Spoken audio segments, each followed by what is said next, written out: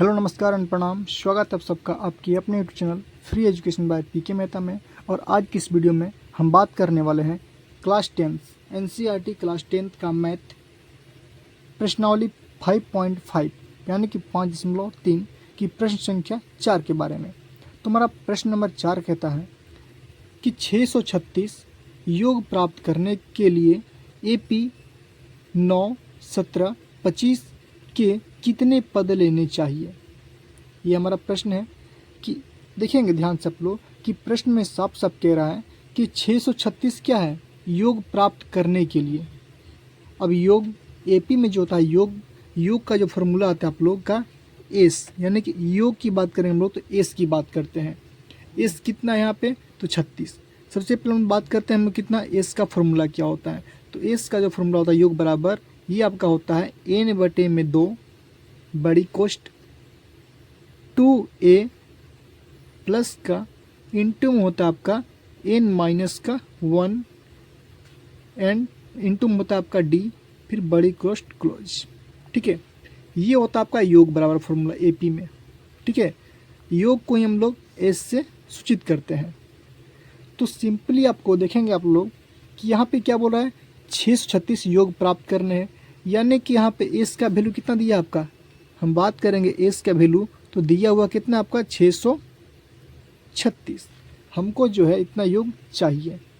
आगे पढ़ेंगे एपी दिया हुआ आपका, एपी क्या दिया आपका 9, 17 और 25।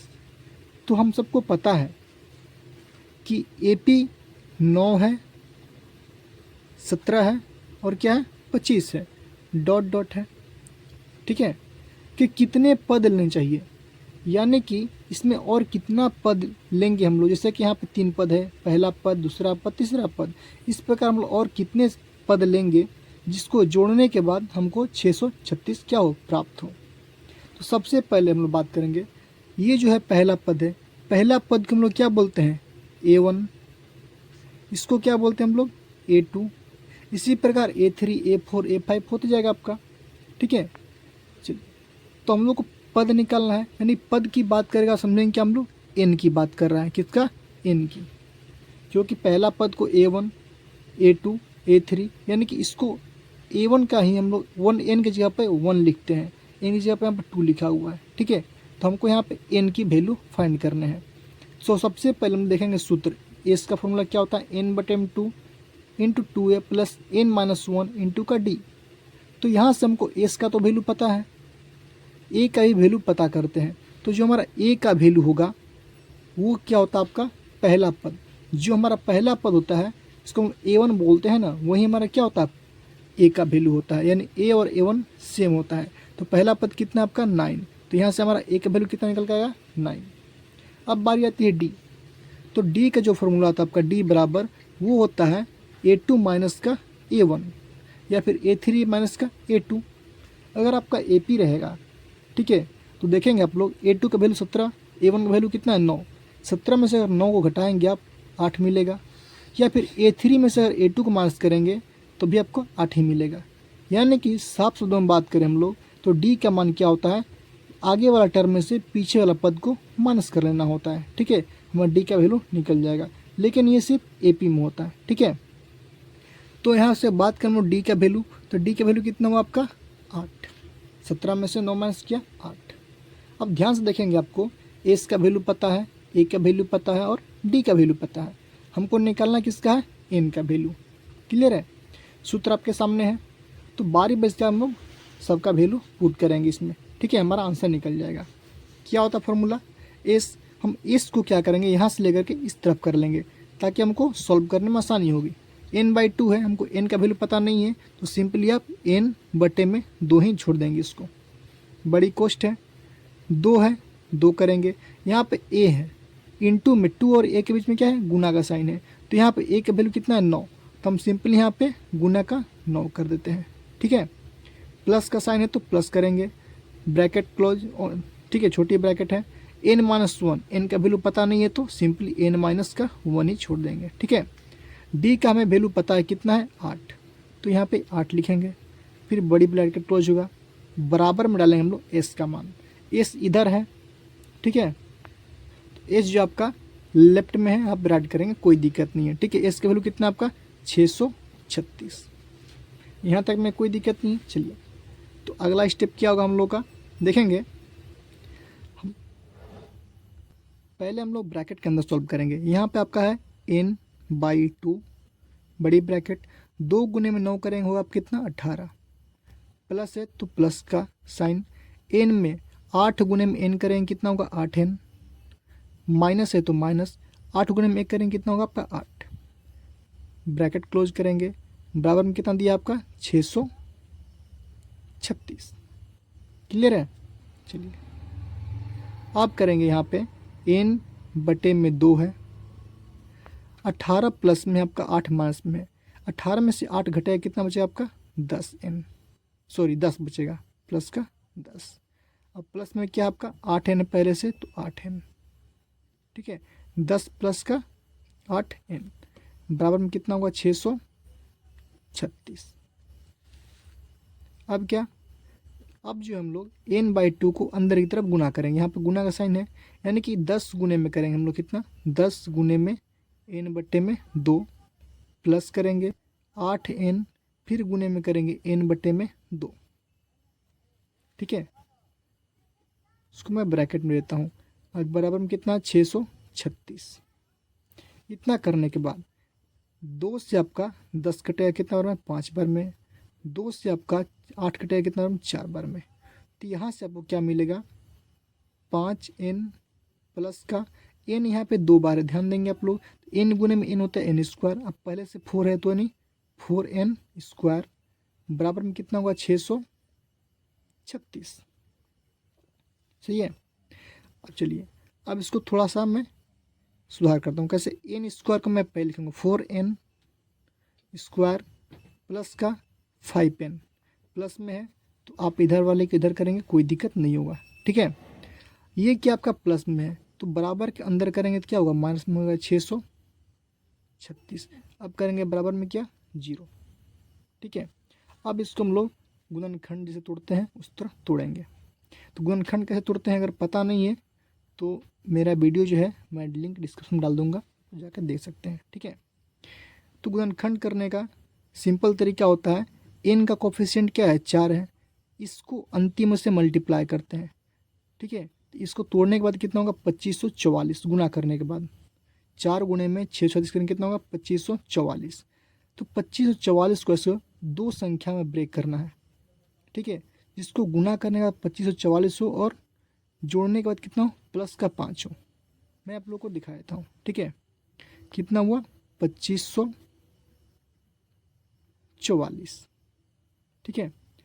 तो इसको हम लोग तोड़ेंगे, 2544 के साथ 4 गुने में 6 किया, 4 गुने में 6 होता है 24, 24 के 4 में लिखा, कैरी बचा 2, फिर 4 गुने में 3 किया 12, 12 प्लस 2 14, 1 बचेगा, 4 प्लस 6 होता 24 1 25। अब इसको तोड़ेंगे हम लोग कैसे, 2 से भाग करेंगे तब का 12 दूनी 24, 2 से 14 और 2 दूनी 4, फिर तोड़ेंगे 636 हो जाएगा, फिर 2 से भाग करेंगे 318 हो जाएगा आपका, फिर 2 से भाग करेंगे आपका हो जाएगा कितना 159, इसको फिर भाग करेंगे 3 से, 3 5 15, 3 3 9।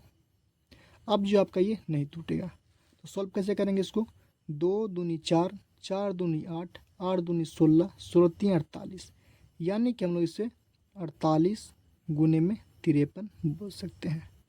48 गुने में 53 करेंगे आपका 2544 हो जाएगा, और दोनों के बीच के डिफरेंस की बात करेंगे तो 5 क्या है, यहाँ पे हम क्या चाहिए प्लस का 5। तो प्लस का 5 करने के लिए हम लोग क्या करेंगे, सिंपली 4n², यहाँ पे प्लस का साइन है तो आप या तो 53 में से माइनस 48 कीजिए, या फिर 48 माइनस में इसको प्लस में कर दीजिए। तो मैं सिंपली यहाँ प्लस का साइन लेता हूँ और 53, n है तो n, इसमें से घटा लेंगे अगर हम लोग 48n को, तो ध्यान देंगे आप लोग 5 n ही तो बचेगा प्लस में, और माइनस से क्या है 636, ठीक है। इसको तोड़ने हैं तो यहाँ पे देखेंगे, यहाँ पे और इस दोनों पहले कॉमन देखते हैं हम लोग, यहाँ पे n, यहाँ भी n है, ठीक है। तो यहाँ से हम क्या करेंगे 4n माइनस कर सकते हैं, ठीक है, यहाँ पे सॉरी यहाँ पे आपका n माइनस होगा, केवल और केवल क्या होगा, n माइनस होगा। थोड़ा मैं इसको आसान करूँ तो मैं यहाँ पे करूँगा आपको 4n का स्क्वायर, मैं माइनस यहाँ पे है ना 48, मैं यहाँ पे इसको इधर कर लेता हूँ माइनस का 48n, इसमें से मैं प्लस करूँगा कितना 53n, फिर माइनस का 636, इससे आपका गुणनखंड तोड़ने में आसानी होगी। ठीक है, चलिए इसको आप लोग काट सकते हैं, कोई दिक्कत नहीं है। ठीक है, कोई दिक्कत नहीं है। माइनस का 48 में प्लस करेंगे 53, तो आपका प्लस का 5 ही तो मिलेगा। ठीक है, तो इस दोनों में आपका कॉमन क्या आएगा, आपका 4 और n। 4 क्यों कॉमन आएगा, क्योंकि 4 से हमारा ये भी कटता है और 48 भी कटता है, तो यहाँ से n कॉमन आएगा, तो यहाँ पे क्या बचेगा आपका केवल और n। 4n इंटू में n करेंगे तो 4n स्क्वायर होगा, माइनस यहाँ पे माइनस है, ध्यान देंगे यहाँ पे प्लस है, तो प्लस इंटू माइनस माइनस ही होता है, तो यहाँ पे क्या बचेगा आपका केवल केवल 12 बचेगा। ठीक है, 12 चौक हो जाएगा 48 और n गुने में n हो जाएगा। यहाँ बात करेंगे प्लस, इस दोनों में कॉमन क्या है, तो इसको दोनों में कॉमन आपका 53 आएगा। ठीक है, तो 53 यहाँ पे क्या बचेगा n, माइनस है तो माइनस, यहाँ पे हो जाएगा आपका 12, क्योंकि 53 इंटू 12 होता है 636। ठीक है, और गुणनखंड आपको पता है कि एक बार क्या कहते हैं हम लोग, बाहर वाली संख्या को लेते हैं, यानी कि इन दोनों को लेते हैं एक साथ में, क्या 4n प्लस का 53 हो जाएगा। एक बार क्या करें हम लोग अंदर, n माइनस 12 यहाँ भी है, n माइनस 12 यहाँ भी है, तो n माइनस 12 ले लेंगे, यहाँ से हमारा 2 n का वैल्यू निकलेगा। यहाँ से अगर बात करें हम लोग n का वैल्यू, तो माइनस का 53/4 ये निकलेगा, और यहाँ से बात करें n का वैल्यू तो हमारा प्लस का 12 निकलेगा। ठीक है, तो हम सबको पता है कि एपी मैथमेटिक में जो होता है हम लोग का n का भी जो वैल्यू होता है नेगेटिव नहीं होता है। ठीक है, n का मान ऋणात्मक नहीं होता है, क्या होता है, ऋणात्मक नहीं होता है। इसलिए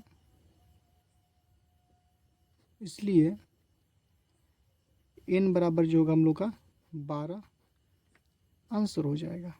ठीक है, हमसे आपका n का मान पूछ रहा तो हमारा आंसर क्या होगा, n बराबर 12 हो जाएगा। तो यहाँ पे क्या होगा आपका n का वैल्यू 12, यही क्या होगा आपका आंसर हो जाएगा।